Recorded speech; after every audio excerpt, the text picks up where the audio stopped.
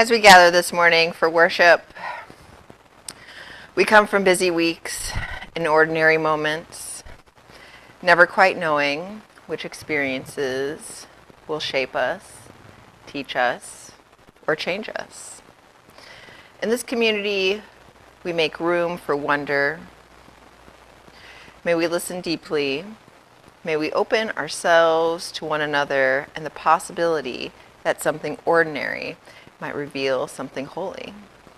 Let us worship together. Thank you, Chelsi. I'm going to write it. I read it. Okay. Light of our creative spirits, light of our wise souls, light of our wondering with curious minds, light of love for this place, these people, and this work. Illuminate our hearts and the spaces between them in this sacred time of unfolding. Please join me in recalling our mission statement.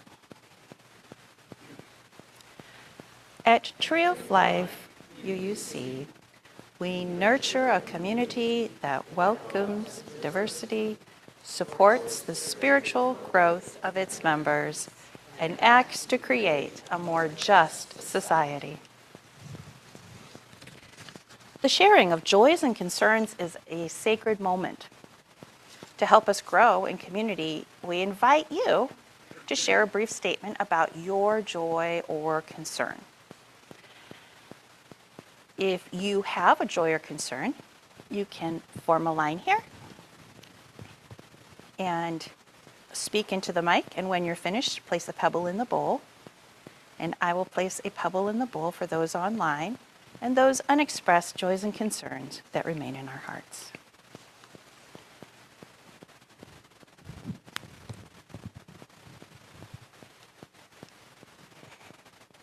You want to stand here and face. Good morning, Freddie. Pronouns are he, him. And I just wanted to share that T and I celebrated our anniversary on Friday, and it was a nice evening. Thank you, Freddie.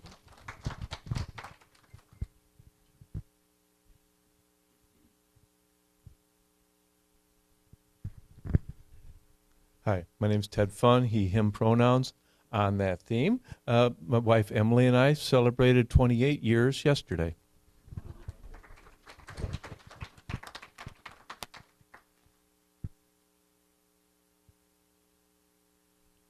Do we have any?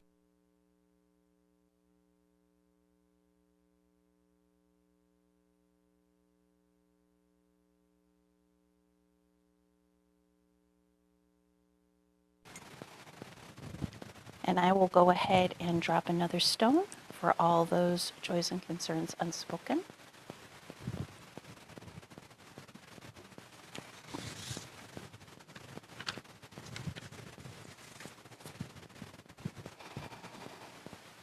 The compassion and trust.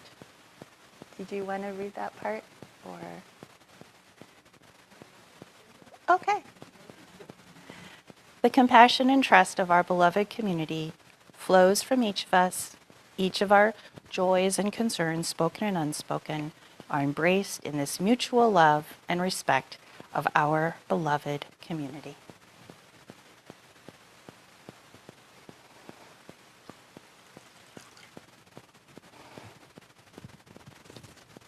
Now please rise in body or spirit to sing hymn number 10, Immortal Love.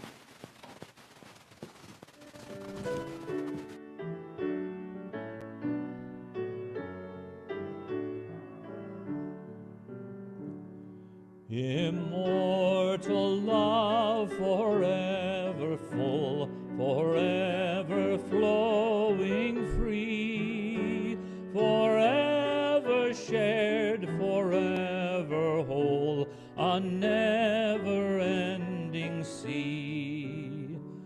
Our outward lips confess the name, all other names above. But love alone knows whence it came, and comprehendeth love. Blow in winds of love awake and blow the mists of hate away. Sing out, O truth divine, and tell how wide and far we stray. The letter fails, the systems fall, and every symbol wanes. The Spirit overseeing all, eternal love remains.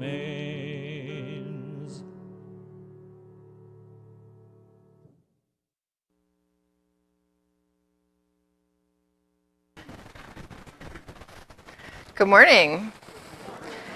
My name is Chelsi. My pronouns are she, her. I'm very happy to have been invited to speak to you all today.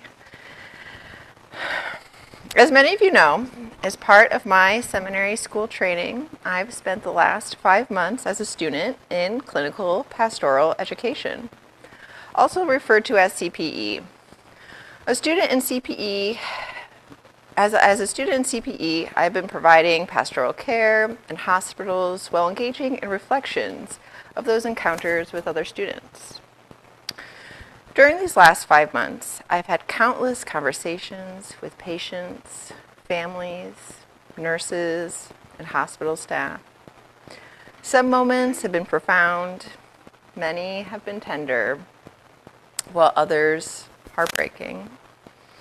Every patient and their story are unique, but in the humdrum of the hospital, they can begin to feel ordinary. The goal of CPE isn't just to learn what to do in a patient encounter, but emerge as a more confident, competent chaplain and minister. And part of being a confident and competent minister is learning to reignite the spark of a familiar sounding story into something extraordinary, a parable or a lesson.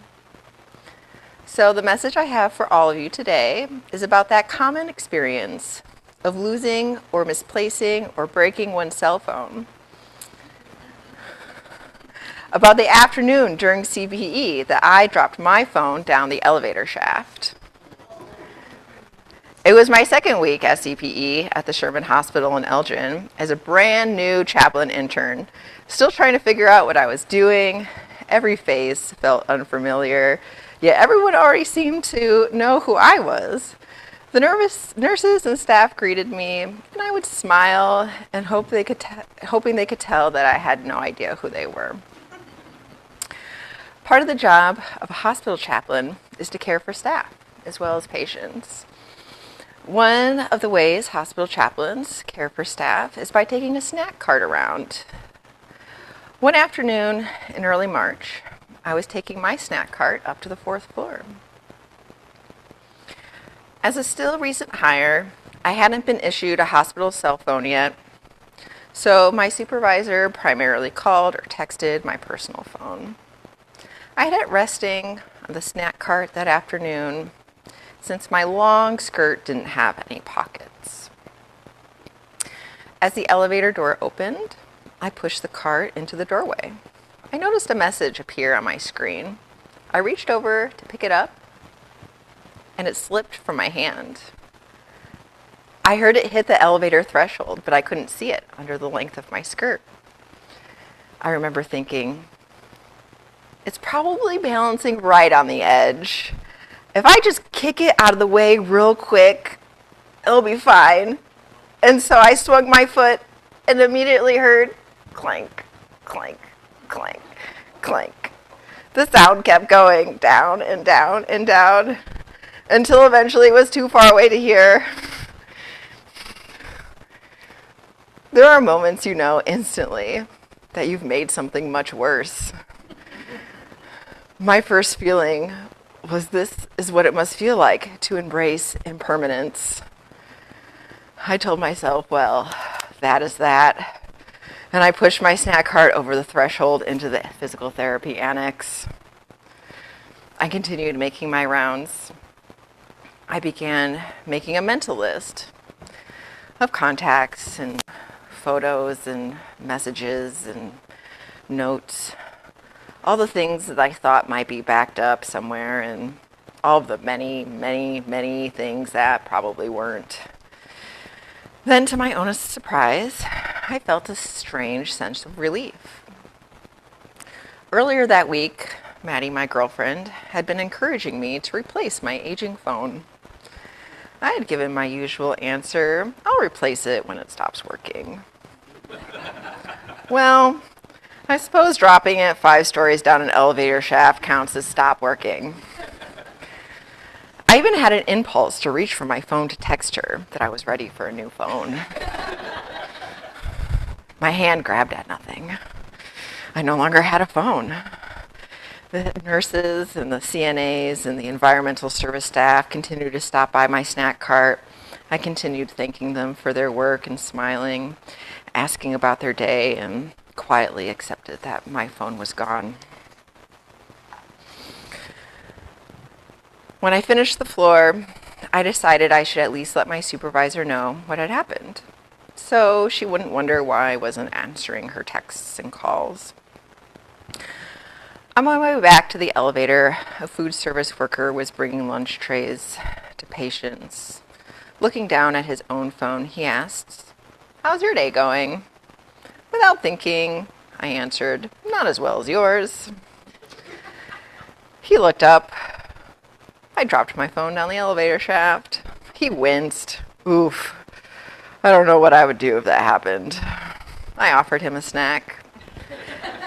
And he wished me luck, and we both continued on our way. When I got back to the office, I announced, "Don't call or text me. I won't answer." My supervisor looked up.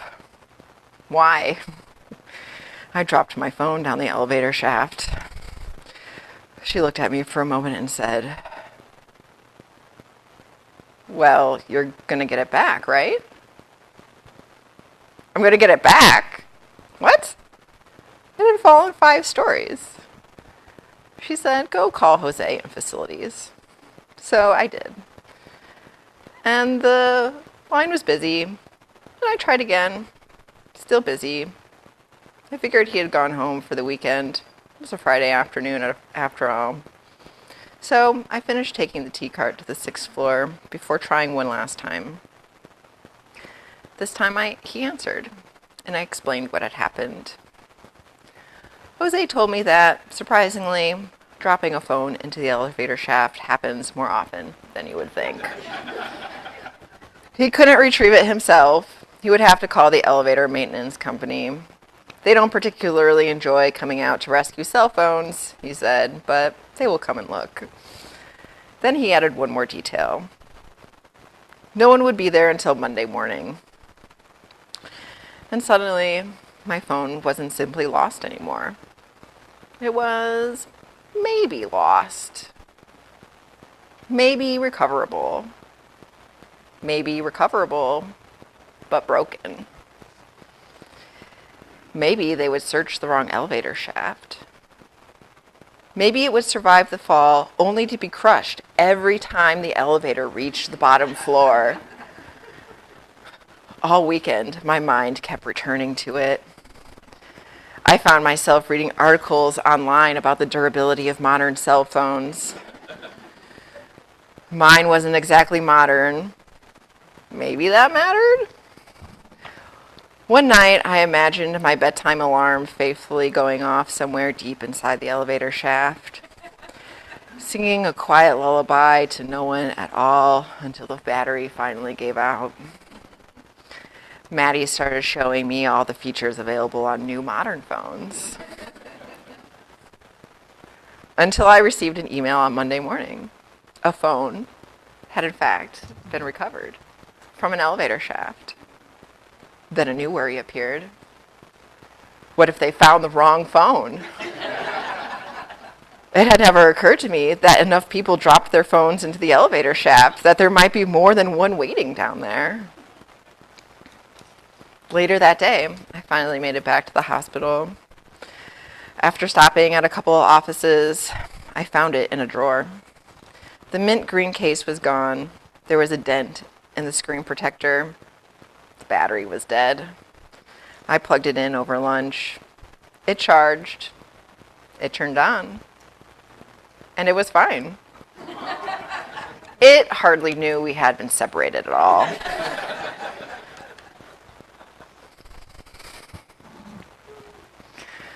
When I heard the last clank of the phone falling and felt that wave of detached impermanence wash over me, that's that feeling. I was almost a little bit proud that I had been able to move so quickly into the phase of acceptance. No complicated grief, bargaining, or anger. I didn't have to berate myself for swinging my foot the wrong way, or admonish my clothing choices that I had made that morning. I was able to rest in the certainty that this is the way the world would be for me now. All those hours of mindful meditation were finally showing their value. So when my supervisor said to me, well, you're going to get it back, right? I was jolted. Her question didn't come from a sense of certainty, you will get it back, or any reassurance. It'll be okay. Until those moments, I hadn't realized how disruptive hope could be to receive. Hope, those uncomplicated, pleasant moments that are meant to instill encouragement. I hope you enjoy your vacation. I hope you get that job. I hope you get well soon. But when we are the recipients to embrace those offers of hope, we are made vulnerable to the wide world of uncertainty. If I embraced the imagined possibility that I might be reunited with what was lost, acceptance might not come so easily the second time around. There became a reopening of a different kind of future. Often hope brings about an imagined future in which we are restored and made whole. One that is wonderful and joyful. But the uncertainty of hope can also bring disappointment and heartbreak.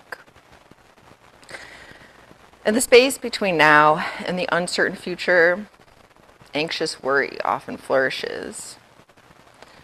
For me, it was those phantom vibrations of a phone call or the tune of my alarm sinking in the empty elevator shaft. When confronted with the unexpected, acceptance and hope are both faithful responses. But the difference is that hope asks us to be vulnerable again. Hope reopens the future, knowing that we cannot know how the story ends. So over the last 5 months, I found myself regularly returning to this story. I and the phone wasn't left with any lasting damage, but it left me wondering about the way we often hope to offer hope to one another. Uncertainty is everywhere in a hospital. Patients often find themselves admitted unexpectedly after a visit to the emergency room, waiting for an explicit diagnosis that may never come. They find themselves facing futures they never expected, wading through tests and procedure options, and the irrevocable change in identity. Many families sit in the difficult posture of waiting to return to the future that they had imagined. As a chaplain, one of the services I'm to offer to patients and family is hope. And I want to say the comforting thing that brings reassurance. Help people imagine the future where things are better. But since this experience I had with losing my phone, I've come to treat an offer of hope with more care. When my supervisor offered me hope, she disrupted my sense of peace. that small bit of certainty that had settled about my future. Before she spoke, I had accepted my loss. After, I could hold on to my certainty, but live with the possibility of what could have been.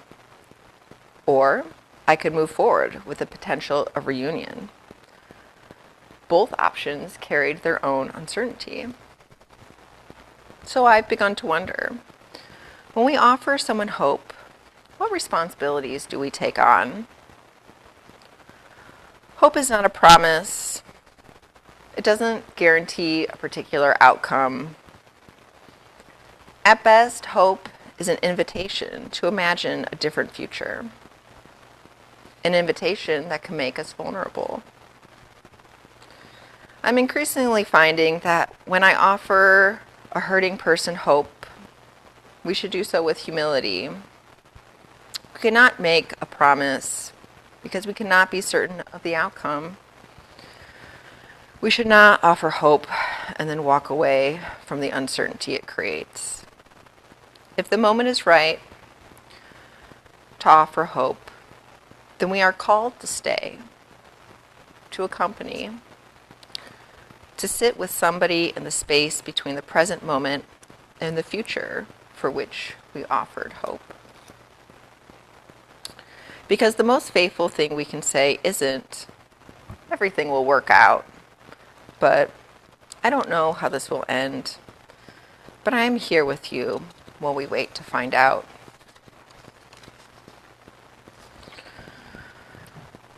The hope that I might be reunited with my phone didn't well up from within, but it arrived through the generosity of another person, and then another person, and then another. My supervisor offered me the possibility of a different future, and then showed me the next step. Jose in facilities took my problem seriously, and then extended the possibility of moving forward. The elevator technician eventually came to look for the phone in the elevator shaft. My girlfriend reminded me that even if my phone was lost, I wouldn't be without support.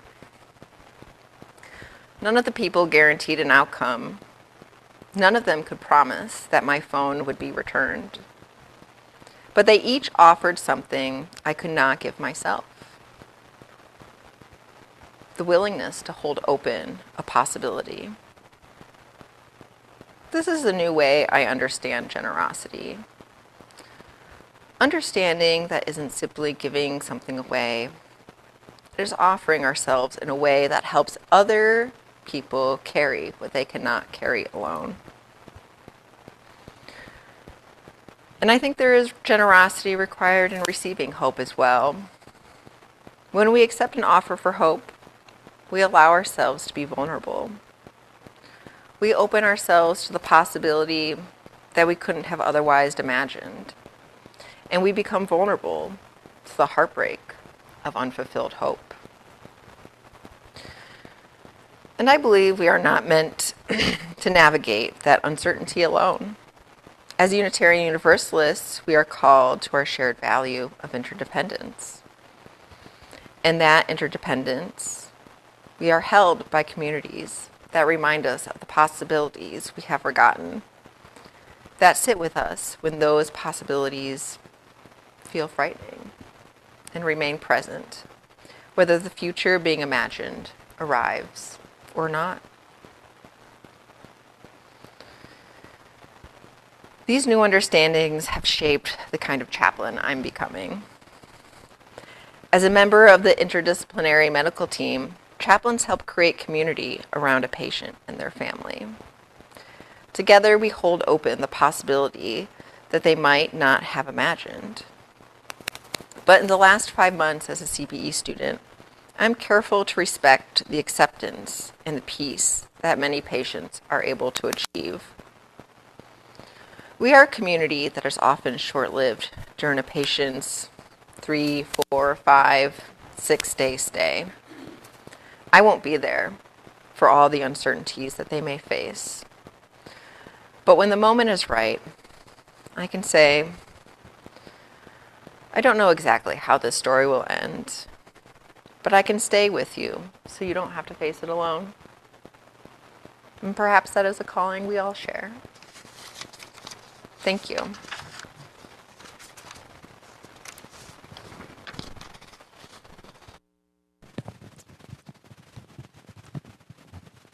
Thank you, Chelsi.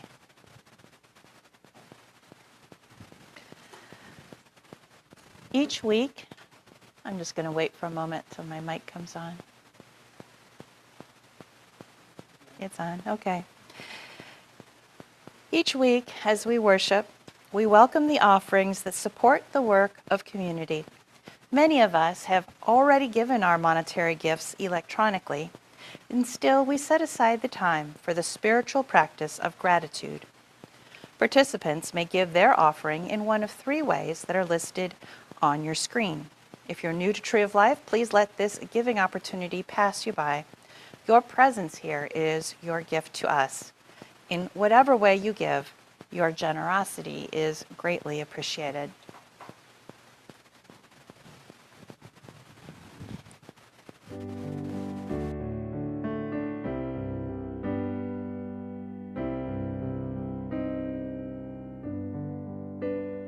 When our heart is in a holy place, when our heart is in a holy place, we are blessed with love and amazing grace.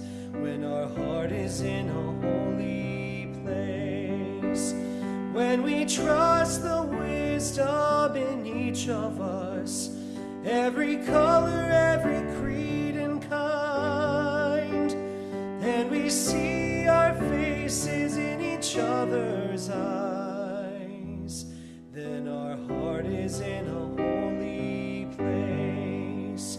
When our heart is in a holy place, when our heart is in a holy place, we are blessed with love and amazing grace. When our heart is in a holy place, when we tell our story from deep inside, and we listen with a loving mind, and we hear our voices in each other's words, then our heart is in a holy place. When our heart is in a holy place, when our heart is in a holy place, we are blessed with love and amazing grace.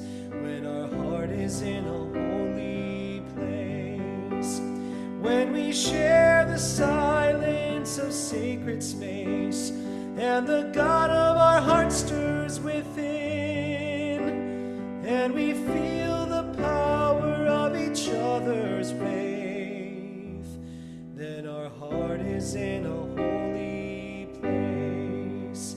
When our heart is in a holy place, when our heart is in a holy place, we are blessed with love and amazing grace.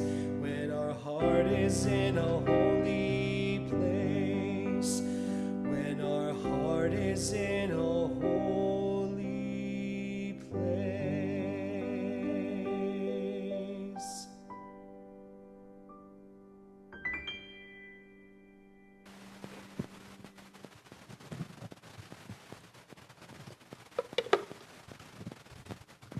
We give thanks for these gifts and for all of the gifts you bring.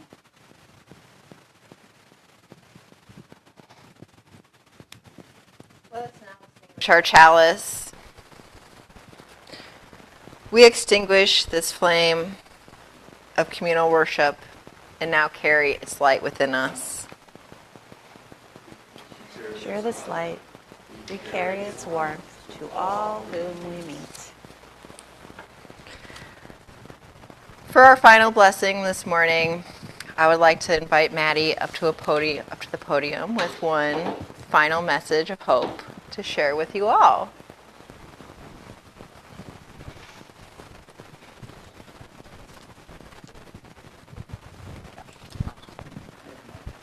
I can hold it for you.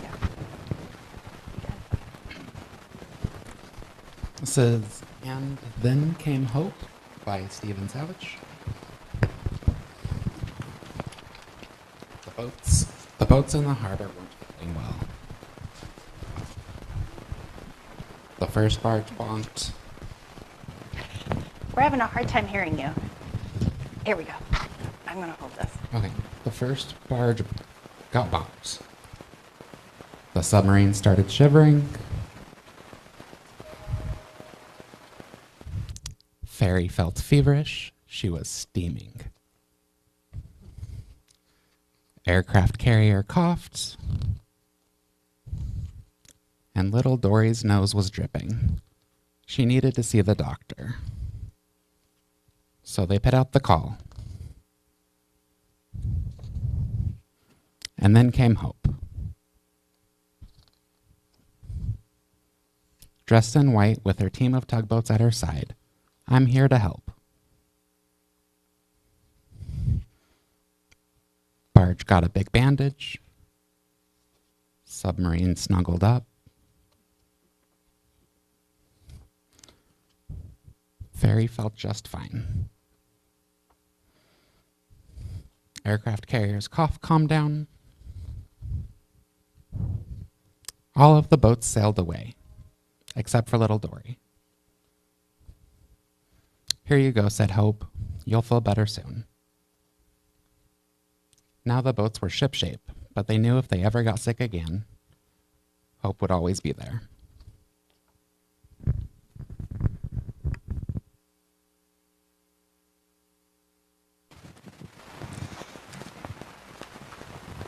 Well, thank you for that lovely message of hope.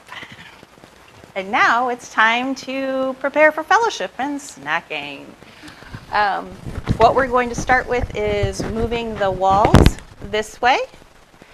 And then we'll move these items forward. We'll bring in 3 more tables and put the chairs around the tables.